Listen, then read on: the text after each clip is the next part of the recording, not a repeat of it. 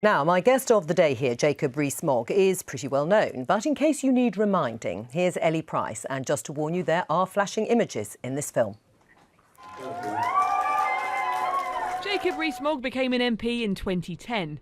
Politics had always been in his blood, thanks not least to his father, William Rees Mogg, the former Times editor who became a peer. Not knowing as a 5-year-old how other people lived, I thought the leadership contest in the Tory party were their bread and butter conversation as well. The money. I like the money. He also liked discussing share prices on the Radio 4 Today programme when he was 12. Oh, well, I hope to have the job at GEC by the time I'm 30. Unless it is nationalised, which no doubt if Tony Benn gets it, he'll and ruin the rest of the country as well, but never mind.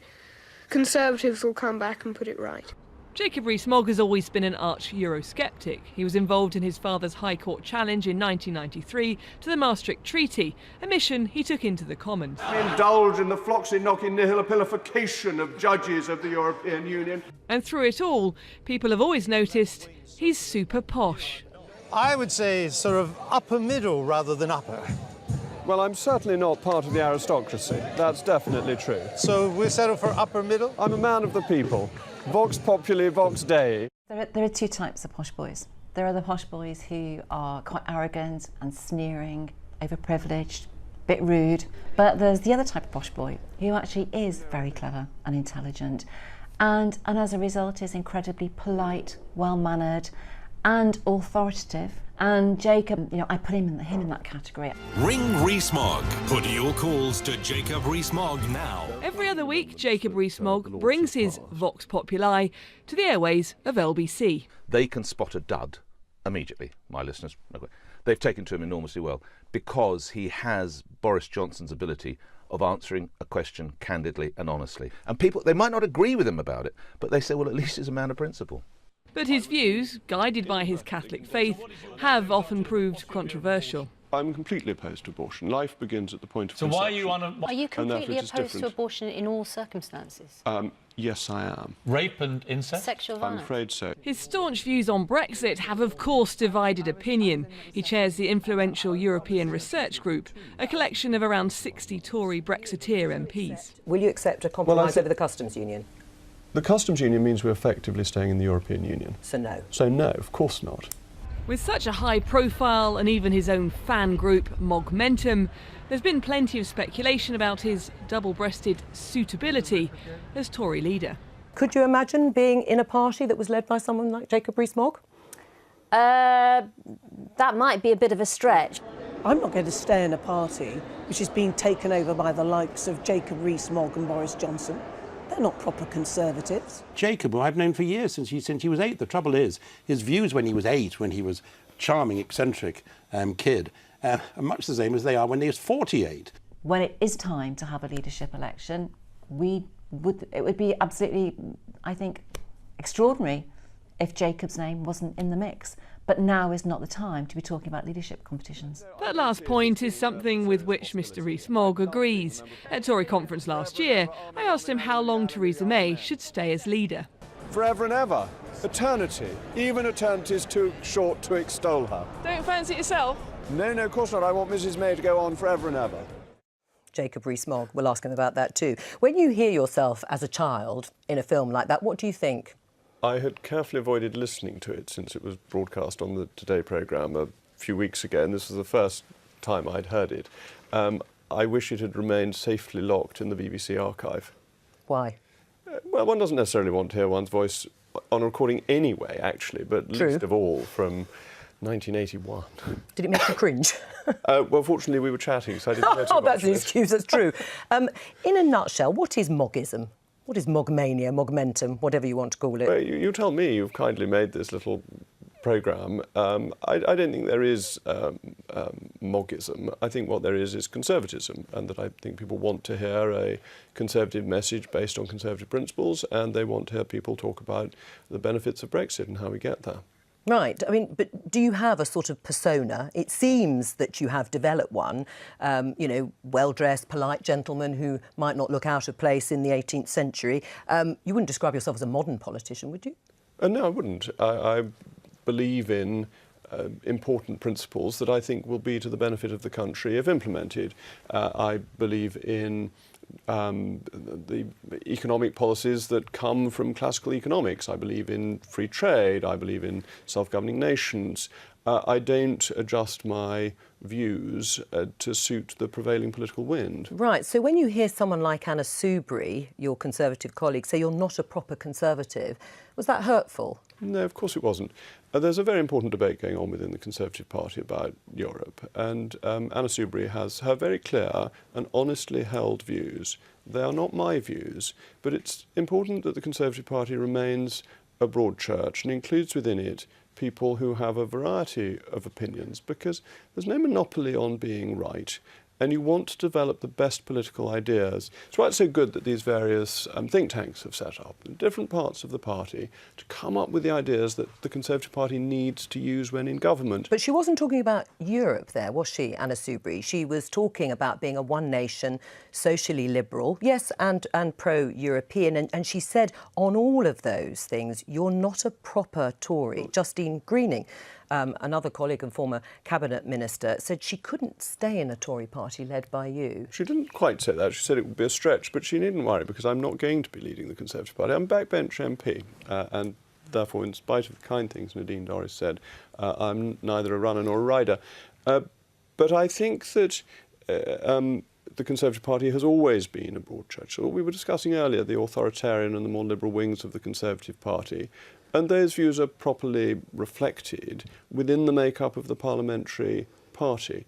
I'm not sure saying whether or not people are proper Conservatives takes the debate very much further forward. Right, but it does raise this issue. You say there's no leadership vacancy at the moment, and that's true, and that you wouldn't be a runner or a rider even if there were to be. But you are the bookies' favourite to be the next Tory leader. You top the Conservative Home list of people that they would like to see as the next Tory leader. You've agreed that much of what you think personally may be out of step with modern Britain. You're against gay marriage, you're anti-abortion. And you can't divorce, can you, the personal from the political here?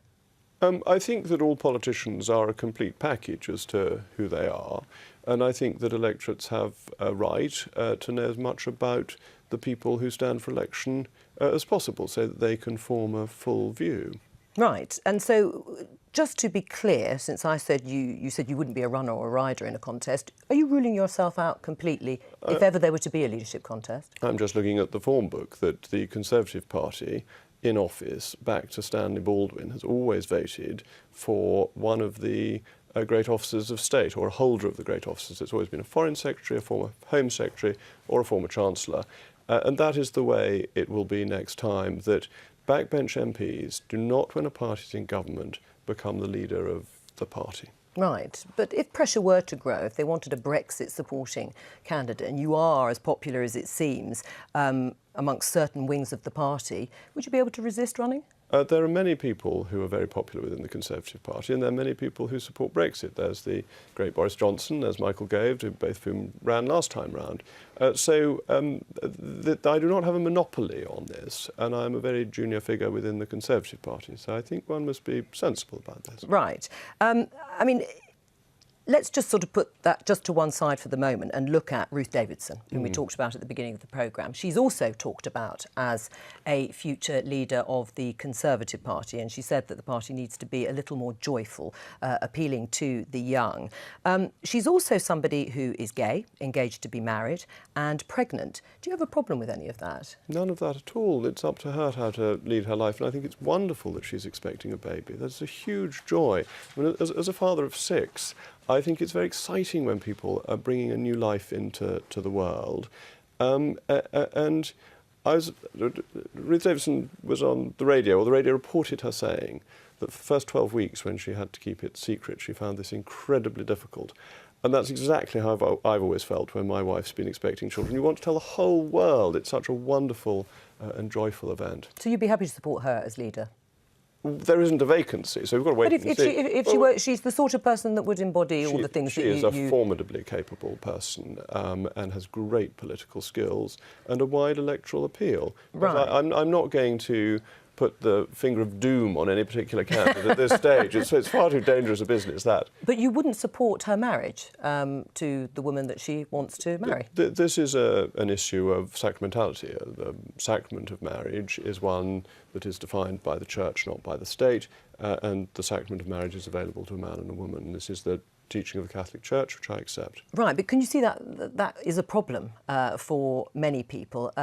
If you are going to be a senior politician, you already are a senior politician if you count leading the ERG, the group of 60 or 70 MPs, that you hold those views about some of your colleagues who want to be married and are gay. I make no criticism of any of my colleagues, but do you believe in religious tolerance? I do. So why do you pick on this view of the Catholic Church? I'm just asking you. Well, I'm now asking you.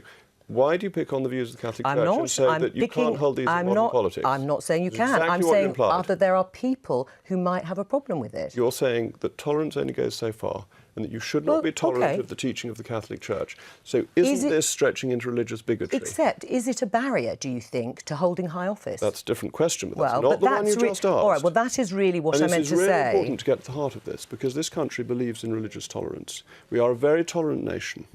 And the act of tolerance is to tolerate things you don't agree with, not just ones you do agree with. And the problem with liberal tolerance is it's got to the point of only tolerating what it likes, and therefore attacking... Don't assume what I think, or that I'm attacking. I'm raising an issue that your colleagues have also raised. Your question.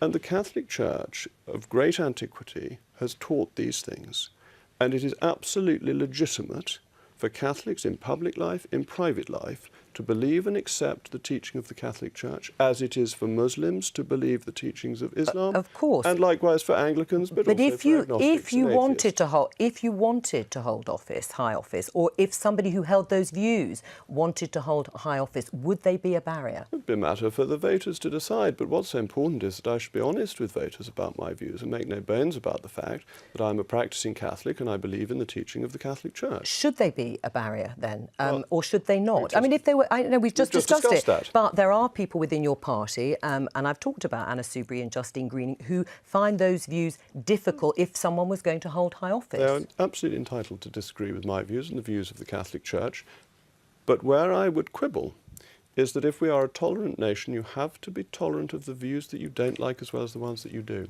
And that is fine, and that is true. But you still haven't answered the question. Would they be a barrier to somebody holding high office in the Conservative Party? It is up to the British voters to decide this. The British voter in the ballot box is entitled to vote for whomsoever he or she chooses. And I make clear to people in North East Somerset when they come to vote for me what my views are on any issues they ask me about. Would you like to change the law on these issues? The law is not going to be changed. But that's not my question. No, would you like to change the law? But it's quite an important prelude to the discussion, because the issue is actually about what society thinks.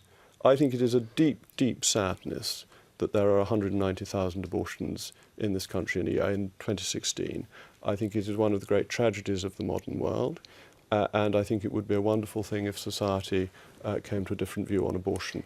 I do not see that happening, and I don't think changing the law when society overwhelmingly thinks something different is going to achieve. And what about gay marriage? I mean, these are things. Would you like to see the law changed, Jacob Rees-Mogg, on those issues? The law on gay marriage is now the settled will of Parliament and is not going to change. Right, but you would like to see it if you were given that. But it's trying to get behind. People will want to know what you would do, what you might do. Okay.